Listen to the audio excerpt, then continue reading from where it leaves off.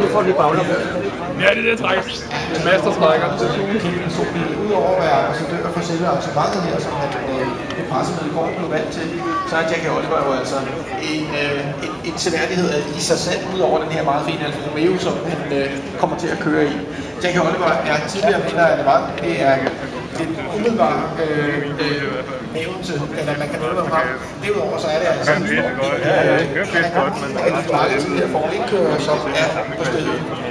Overtog i sin tid da han meget underligt kom af der var det til Clark, som hans biler passer i Formel 1-teamet, Jonas Formel 1-teamet, som Jackie Oliver, han overtog.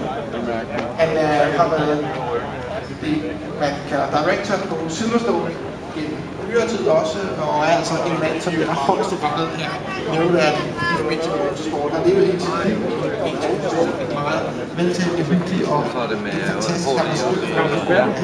Ja, det var en mand, som i går på pressemødet, som du også nævner, hvor han blev ambassadør for CHP-organisationen, og også talte i store rosende vendinger om det her arrangement, og det omfang, det vokser sig til gennem årene. Og det understreger selvfølgelig med hans indsigt, at Copenhagen Historic Grand Prix efterhånden er mere end nogen størrelse og ansættelse også internationalt. Det er det absolut. Hvis man lige løber ned over de navne, som deltager ud over vores meget stærke danske line-up, som er blandt de kendte